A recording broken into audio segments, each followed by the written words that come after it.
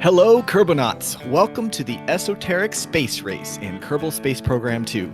Today's challenge is a little different. Each of us has built and run an obstacle course in orbit, because, of course, zero-G makes everything more fun. The rules are simple. Put an obstacle course in orbit and successfully run a Kerbal on EVA through it. That's it. We will be judged on two different categories by our fellow esoteric gamers. Ninja Power, which measures the challenge of the course, scale of 1 to 10, and Visual Aesthetics, how much should this be on a TV show versus in a junkyard?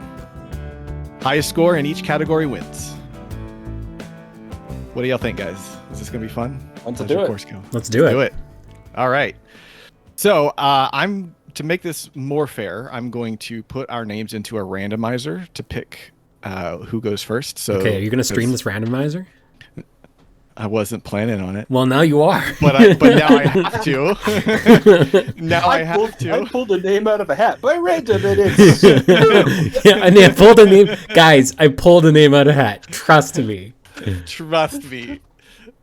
All right, here we go. I'm gonna. You see this? Yep. All right. So I already run this. This is not the order. Wait, this isn't a wheel? It again. Yay. And the order that is 1, 2, and 3 is going to be the order we go in. Oh, okay. I was expecting a wheel. I have to go first. Yay! Man, you're so Des, lucky.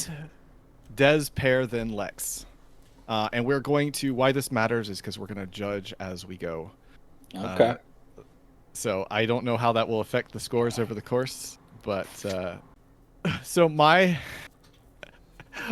we're going to start with what my plan was and how it didn't work. I can appreciate that. Oh, I need to turn the volume down here. That looks pretty cool. Yeah, it does look cool. It looks like a sword. Yeah, my original plan was to launch these as 3 different sections and in fairings. And then I was like, you know what? Having all of those docking sections is going to be terrible, and it's going to take me forever to dock everything together. So I just launched it all in one go. That's pretty cool. And my plan here is to have these solar panels be like spinning blades that you have to navigate through. Oh, that would have been fun. Oh, wow. Yeah. Wait, they spin? So I have RCS on the ship, so I'm going to spin the whole ship. Oh, okay. Wow. Wow, this is... Yeah, that's pretty cool. That's my plan anyway. Uh-oh. And then section number 2 here are these 2 platforms that you have to go through the spinning blades. Then you have to stand on the ends of these 2 platforms here. And then you have to hop off of that. And then you have to go through this square-ish, the square bracket here at the bottom. That's pretty cool. So those are my 3 steps. You have to, like, fly through it? Fly through it, yes. Oh, okay. Yeah. And my plan is for the whole time for this to be spinning. Yeah, I was thinking about this. I didn't end up doing it, But of course. What the actual heck? I think you need a couple What is this? bad boy. Oh my goodness. Des, have you ever heard of struts? No. What is this? So yeah, I was like, oh wait, I forgot all the struts, so I'm gonna revert to the VAB. And you know what that reminded me of? That reminded me of that, like, those like blow up like dancers that like are like car dealerships. That's what you made. You made a blow up dancer essentially. Very much. So I added a whole lot of struts. I just went back. I added a whole lot of struts. I ended up having to redesign my vehicle too a little bit. The other thing I did is I snuck in this control wheel in the middle of this stack below. It's actually a remote guidance unit. My plan was that this remote guidance unit I would control the vehicle from the remote guidance unit. Jeez Louise. Blades of death. But this remote guidance unit, my plan is to control from here. Let's see what it does. It helps. Oh, I good. think my final version didn't actually use it, but it helped a little bit. Awesome. I love how the game just gives you the tutorial every time. It's like, Well, because I keep converting. Yeah, and it drives me crazy. Drives me nuts. So here I am. I'm going to control it from there, and then I'm going to launch. And yeah, it doesn't work. Wow, even with the struts. I'm impressed you got up that high. Yes. This is quite the sight. Oh, It's a little unstable. the leaning tower of Blades of Death. The fun part is this actually makes it to space. Oh gosh. And my goal, I didn't quite make it to orbit. And my periaps was, I think, negative like 100 and something meters. So it was going to crash, and so I reverted this run as well to try to get one that's actually in orbit, so that I could do it. Yeah, here I am burning out the rest of my fuel. I'm so close. It's so close. Oh gosh. And it just runs out like. Oh wow, your Parapsis is super duper close. Super close. It's so close to orbit, and I run out of fuel. Oh, that's unfortunate. 17,000. Oh, you hate to see it. I hate to see it, but it happened. You know what you shouldn't have done, Des? I have a tip for you. You shouldn't have added those aerodynamic nose cones. That's right? according to Lex, that's really the game changer here. You should have made fairings out of nose cones. I think that might have actually done it because it's so. Yeah, those fins really added to your drag. You need another 100. Not the actual wobbling of the rocket. Yep. Oh goodness gracious. Oh, it was great. Yeah. So I had to revert, and then this is A little bit more fuel. a little bit more fuel. This is my final Just run. a little bit. And I can't tell you how many more runs I did between that last one and this one. It was like, I don't know. It must have been like 30 runs or something like that, because they just I have to very, very, very, very carefully monitor the airspeed through 10,000 to 1,000. That's I think what we all had to do. I bet that's going to be the story for all of us. I bet so. But I did this one makes it up. It doesn't make it orbit, and I said, you know what? I don't care. I'm just gonna go send this as high as I can. So I think 736,000 apoaps. So I have plenty of time to do my obstacle course, but this will crash. Yeah. The Kerbals will not survive. Wait. So why did you put it at 737,000? That's where I ran out of fuel. But why didn't you do an orbital turn? Like, why didn't you start doing have that? enough. Do you want to do an orbital turn in that thing? I did not have enough to do an orbital turn. But at 737, that you spent a lot of fuel going up. Yes. But why didn't you spend a lot of fuel going sideways? Because that would fall out of control. Yep. And when I once you get to 70,000 feet, you're good to go. I looked at how much fuel delta V I had left at the point where I could have done the turn. I don't know if I have it in the so this is like a Kobayashi Maru essentially. Yeah, this is basically, I looked at it and I was like, yeah, actually in this moment right here, you can kind of see it. I'm at apoaps 178,000 and I have 1,500 delta V left. Oh, okay. I would have loved to have done this. I think it's fun to do this sort of crashing down to the planet thing. So I'm excited about this. So let's do the obstacle. For the obstacle run. My plan is to get the Kerbal off board first, and then switch back to the obstacle course and spin it, and then switch back to the Kerbal and fly through it. And I'm gathering this did not go well. It went okay. It just didn't quite work as well as I had hoped. So I gotta deploy all of my blades of death here. I love the concept. I gotta say, this is really ingenious. But here's the biggest issue I have is like OSHA was probably like, those blades of death, the little Kerbal is gonna get hit by one of them and then literally go have an escape velocity out of Kerbin. Yeah, I don't think the OSHA really is on board with me having no parachute on board and a craft that's not in orbit.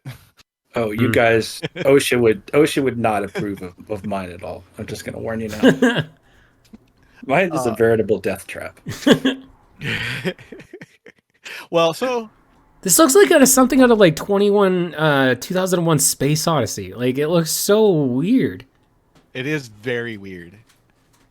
It is very So weird. you line up your Kerbal. So I line up Kerbal. I'm trying to kill Delta V, so I'm going to switch between the two vehicles here, and then spin it. Spinner. There he goes. Oh, so that's how you do it. Okay, I thought you had to go back to the tracking station. Okay. No, I just if I spin it here and then I come over here and I'm looking and like, yeah, that's fast enough. That's going to be hard enough. So then I switch back to the Kerbal, and I start going through it, and this is where it's still spinning, but something about the game doesn't quite keep it spinning. It just Well, you have your SAS on. No. Correct? Yeah. Go back in the video. Go back in the video. Sorry. It's okay. Yeah. Oops. It's too late now. You can't fix it now. It's true. Oh my gosh. I'm an idiot. Wow. These are so fast. This is making for really great TV. Wow. So my idea actually would have worked. So what's this next stage? So what's the next stage here? So I have to land on. You gotta land on. I gotta land on that pad right there, but I'm having trouble hitting it because it is still wobbling. Yeah, I get that. I don't know if you can quite see it. It is still wobbling, so I'm trying to. It takes me a couple seconds, but I think I get it on this pass. I basically face plant into it and then put my feet down. So I have to get onto this, and then I have to go through that square hole basically, and then I'm through. Yay. Of course. Yay! Walk, and then I gotta jump off and fly through. And since it's not spinning, it's less difficult than I was hoping for. This would have been really difficult if it was spinning. Yes. I was going for difficulty. But SAS ruined my plans. Oh well. So as soon as I land down here, I am done. So I gotta ask, what were you thinking when you were doing this? Like what was going through your head? I was just trying to not fly off into do it as smoothly as possible and not fly off into space. Fair enough. Well, good job. It's really easy to like hit the wrong button and. Yeah, so my total time through the obstacle course is 1 minute and 50 seconds. Not bad. It's not bad. All right. I guess we have to score it now. So yeah, is it a score out of 5 or 10? 10. Okay. So first on challenge level, ninja power. I love that we're watching it. I'm like, I think you have to give you. I have news for you. I have news for you, Des. Yeah. I have news. I have news for you, Des. You are literally just flying through your spaceship. Yeah. You have one. I'll start and give you a 2 because it's wobbling. It's wobbling. That's difficult. So I'll give you a 2. Mine's a 3, and I give it 3. Ooh. Okay. So I got 5 points on ninja power. Now on aesthetics, visual aesthetics. I gotta give you an 8. Like this is really something special. Like it is, like the fan. No, like even a 9. I'm gonna revise. Yeah. I'm giving you a 9 because it is really an amazing sight to behold. I'm giving it a 9 also. This is awesome, great looking design. Awesome. Well, that makes me happy. At least I'm in the running for one of the awards. Okay, so I've since my ill-fated run, like for week 1, I now always make sure to give you guys like a spec sheet of my rocket. So here's you guys can see my screen? Bringing it up. Yeah. Ooh! Yeah. So this is, so I just want to kind of highlight the spec sheet here. So this right here, it's, now the cool thing is it's actually really light. It is a light rocket. Like it's not that heavy. Like I really kept it on the bare minimum in terms of fuel. I'm pretty proud of that myself. So getting up to space actually was pretty easy, not gonna lie. Not going to talk too much about it, but yeah, essentially got up to space pretty easily. Same thing that you guys were really experiencing overall, I would say, in terms of your difficulties when it came to flight speed. So I'm going at about 100 meters per second here. And eventually you'll kind of see me here. Maybe I just like go for broke here and just go all the way. That could have been this run. But yeah, So 300 is kind of where I set it at, because I do know that in Kerbal Space Program 1, you like broke the sound barrier when you went past this kind of speed. I think it was like 324 or something like that. So a little bit of mathy, nerdy science there. But essentially, I don't know if you see my nav ball here, but essentially what I'm doing is throughout this entire time is I am literally just trying to keep the rocket stable, essentially. Yeah. So then at one point, I actually do break off here, but the rocket is extremely hard to keep stable. So I actually start firing these RCS thrusters I have all over the rocket, essentially. I'm building this, I'm launching this massive obstacle course into space, and we're trying to get to orbit. And then I start doing, obviously, my gravity turn. One thing I found in particular, I don't know if you guys have ever discovered this, but like doing a gravity turn, so I know, Des, you got to like 727,000 meters up into space. I've noticed that if you start doing a gravity turn at the apoapsis, and you start angling your rocket down, it actually increases the speed in which your periapsis increases, yes. Which I don't know if that's true or not. That's kind of rockety science. I'm not a rocket scientist, so I have no clue. Talk to Scott Manley about that. I do know that if you activate your rocket at the point of apoapsis, you gain the most efficient increase in periapsis. Yeah. I do know that. Yeah. So yes, I do know that part. Yes, for sure. So anywho, so this is kind of the run finally. So you can kind of see, I wanted to get a good angle here. One thing in particular I found is, I don't know if you can see it, but there is lights around here. I was thinking like I would do it in the dark and I would light it up. The lights are super weak. They don't light anything. So this is me trying to navigate my own obstacle course, actually. I did get lost. It was like a McDonald's play place. I kid you not. Like in the sense that I'm like, so essentially, if you want to think of it, like there's two layers to this, and I'm still on the top layer. And I'm like, okay, like I need to go down essentially. So, and I'll just pause it here. So these are the wheels. And I have these little balancing beams as well right here. So that's the other thing that, somebody's phone ringing? Go answer your phone. Lex, go answer your phone. Okay. So once that is good to go, I will start my run here in a second here after I navigate over to where I need to start. So I set these yellow kind of pads up essentially to kind of indicate to myself of where to start. And so, yeah, I kind of start my run. It is a bit of a longer run than Dez's run, so I will just maybe I'll put some epic music over this run.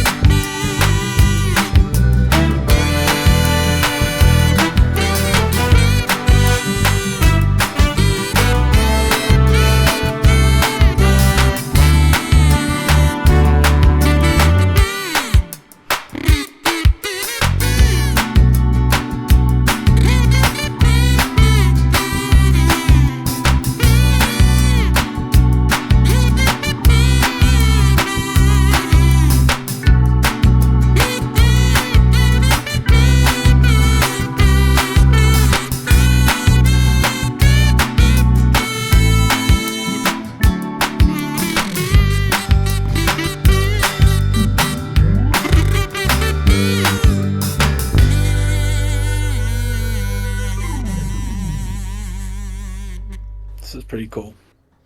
So anyway, you guys get the drift. And then I finally get back in the rocket and I take back off over to to Kerbin.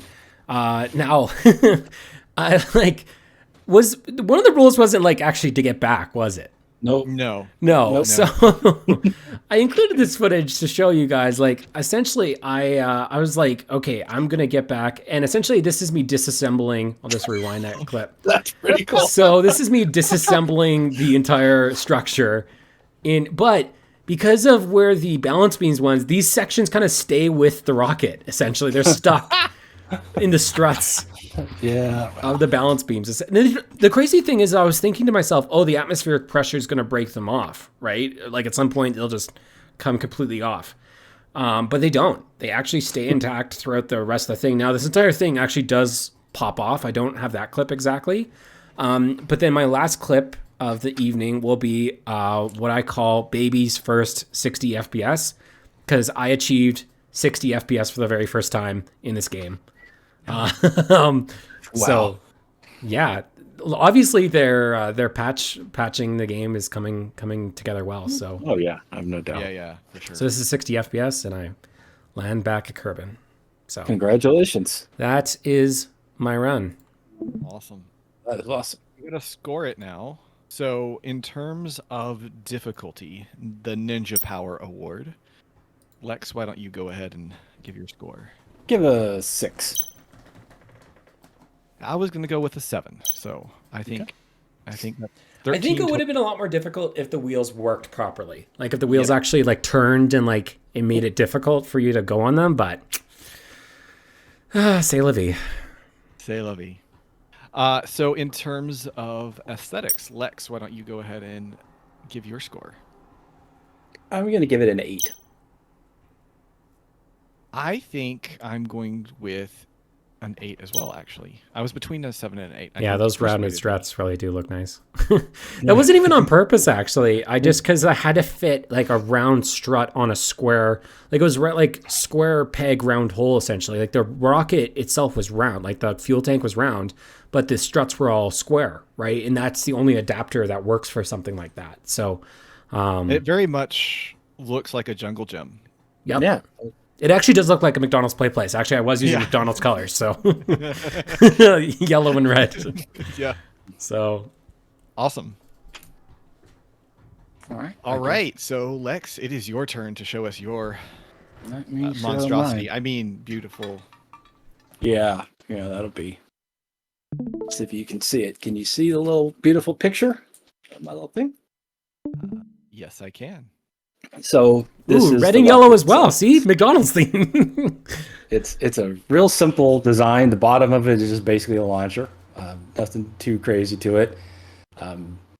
It just barely takes off, and basically it's a core of a solid rocket. It's on the outside, then just a couple of things to get it into orbit and get it where I want it to go. I'm not going to smoke all the RCS there. I had quite a bit of RCS to keep this thing stable. So Sure, yeah. nothing too fancy. So the basic idea behind mine is that I wanted to do this in Minmus, and I wanted to make Minmus part of the fun. So Minmus is in orbit around. Minmus is in orbit around Kerbin, so that counts. I did have one stretch the rules, which is that between the segments, they could refuel, because otherwise this is very difficult to do otherwise. But the basic idea between was the segments? What do you mean between? Between when you did a challenge, you could go back and refuel. Wait, you could do that? I decided I could in my rules. No. But like you could actually do that in the game. I didn't know that you could do that. Yeah, because you just go back. So the section on the As soon as you section re-enter on the capsule, you get full fuel. So the rings are the first part. You got to go through the rings. And the second part is you got to grab onto these individual segments with the little handles at the end. These are actually designed to disconnect so that they will spread out and make the challenge more difficult. That didn't quite work. And then the third part is you got to land on Minmus with your guy. So that was you had to do a dismount. And so that was the one that ended up being the most interesting, like to figure out how to set the course up to do that. But essentially, you got to do those two sections, get all 8 of those things, which are supposed to disconnect, and I'll show you what ended up happening. And then you have to basically successfully land on Minmus with your guy. So I'm going to end up setting it on a course to crash, and that's your timer. You got to get there before she hits the ground. You got to And do this the is- course. Oh, Like you're not kidding. So this is an example of what will happen once you get to the end. This is Dude, like you don't have a lot of time. So this is just I'm taking you to the end here so you can see. Oh, you're sort of taking us to where- the end? I thought you were taking us to the Yeah, beginning. I was like, dude, no. you No, got it's not enough seconds time. here. There's not enough time. But I just wanted to show you that my original idea was to land in this crater. And so, like, you know, I thought it'd be a nice visual that the very final end of the thing would be smashing into the crater. It didn't quite work, but I had to make a change, and you'll see it. But that was the original idea. And I had another problem with This is very like disconnecting. interstellar vibes going for it right now, this rocket. It has a little bit of that. Yeah, whenever I ended up saving the game when I reloaded, it sent those things out to middle of nowhere. Oh, yeah. So The classic. So I Kraken. ended up doing this once, and you'll actually see some of the fun of this, of a desperate attempt to at least try to do it. Of course, it's just a funny moment. So this is just the idea is you got to go through these rings, and so you can see that I'm actually am able theoretically to do it with a little bit of practice. It took me quite a bit of Why are practice. the squares there? Like, why are there cubes? Because that way the tubes are connected to them. I am Oh, taking advantage of the fact that the game engine thinks that that's connected. Sure. So basically, it's just the center of it that allows the tubes are actually technically connected to that. That's how you get the rings. And those are what are those rings made of? Are those the tubes?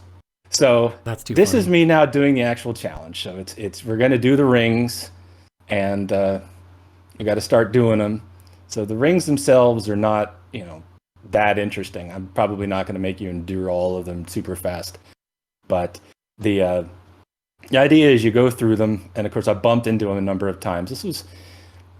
I thought this was kind of interesting, and I was kind of hoping it wouldn't be too difficult, but it turned out that I always had a habit of hitting the side of the rings or going right beyond them, having to pull back. But essentially, the rings themselves, I didn't think that was too difficult a challenge, but it was very much a space challenge. You can only do this practically in low G or 0G. And if you can see, we're at 15,000 meters, and we're dropping at 15 meters a second and accelerating. So we do have a timer on this thing. And then we go back and we fuel up real quick because we've done section 1. Otherwise, it just can't do all the sections. There's not enough fuel. So, and don't quite make it the first time, but for some parts, yes. Yeah, the pleasure of trying to get to it. We board real quick, just board it, go back out, get my fuel back, and then of course the thing explodes. Now I got to do the next 2 stages. So now I'm like, okay, well that's going to slightly increase the challenge a little bit. So okay. I love So, it's like, yeah, you're not coming back, just in case you're wondering. Well, there was really no way to. The landing was just going to have to land. I mean, there is no return here. But essentially, the idea is this: I got to do 8 little grabs of these things. Grab and then let go, and do it 8 times. And it's the trick here is the fact that it's accelerating as it's falling, and the acceleration creates 2 basic challenges. One, it's more fuel to decelerate once I get there, and also the simple fact that the thing is getting closer and closer to the ground. I think it's only like 5 or 6 minutes total before this thing hits the bottom. So you have to kind of go pretty quick.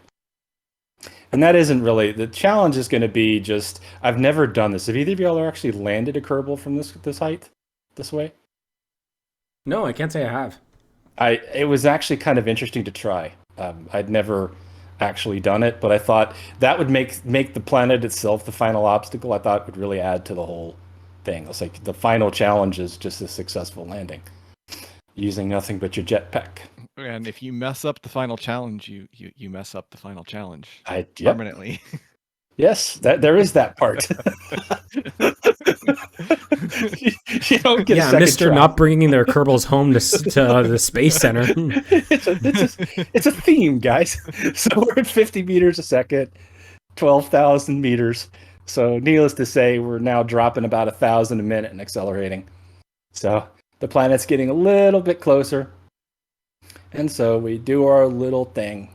I think you can't refuel after you grab these last ladders. You can't refuel because your thing exploded. Yep. So I'm going to have to land with the remaining fuel.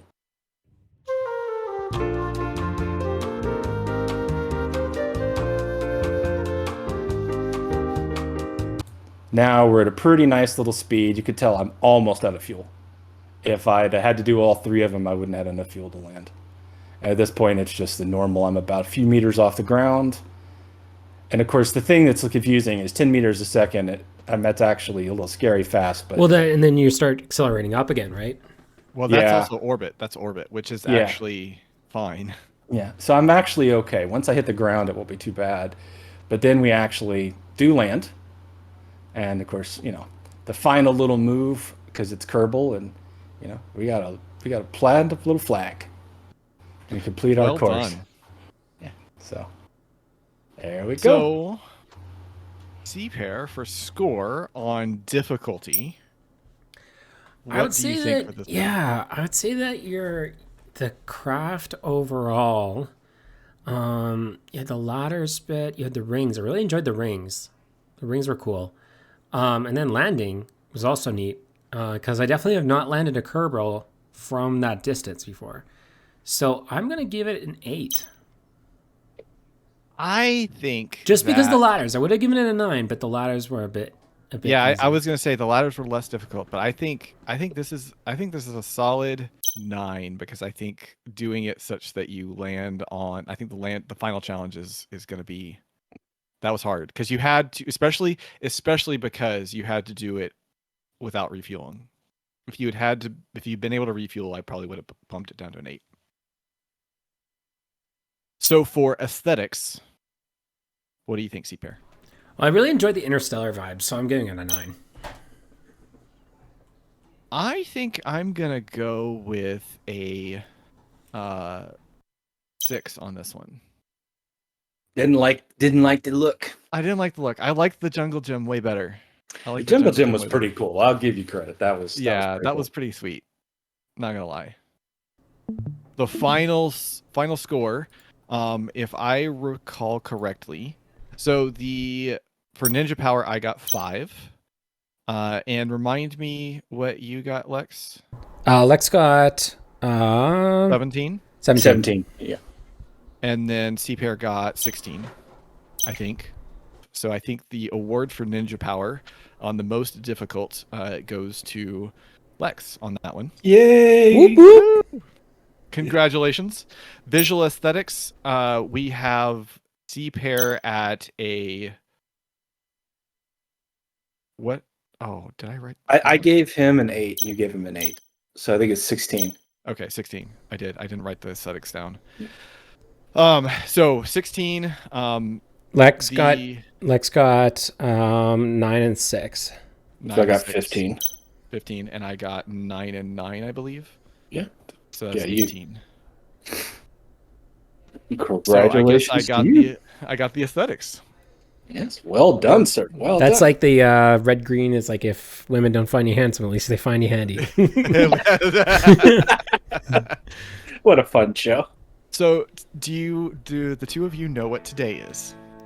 The day we're recording. Oh dear God. Oh, May the 4th. Now I'm really scared. I'm really scared. Star Wars challenge. Oh no.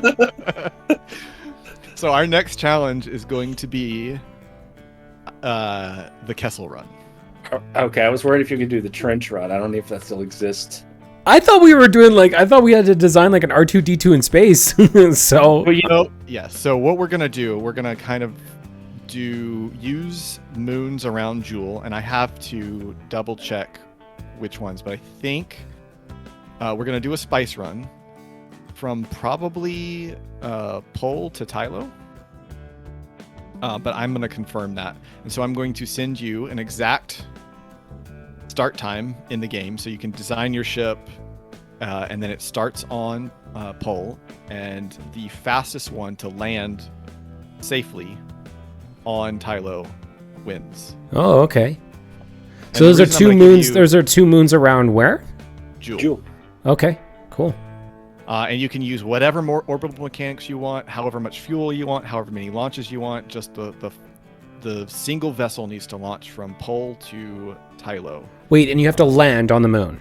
Land on Tylo. Do you have to land on the moon intact? That's my question. Yes. Well, otherwise you can't deliver your spice. Oh, that never stopped me. Thanks, Kerbonauts, for joining us. We will see you next week as we do our spice runs. And I just want to do a big shout out to Sylvie Fistog. Good as guess as any. Yeah. Yeah, right. And Aldialon for the comments. Great to see that you guys really enjoyed the video. And yeah, that we enjoy making the videos. So it's a win-win overall. So Awesome. Lex, Thanks, guys. What's our tag? What's our tag for the evening? Really, we're doing it. That's our You're our tag. tag guy. That's our tag. Really, we're doing it. The Esoteric Gaming Crew. We're doing it. Really, we're doing it. We're gonna make T-shirts, and it's just gonna have like the Esoteric Space Race, and on the back it'll just say, "Really, we're doing it." So, oh dear God. You gonna say anything else, Des, or we're just ending it? Nope. That's it. Oh That's my it. goodness. Really, we're doing it. This is why we can't have nice things, Des.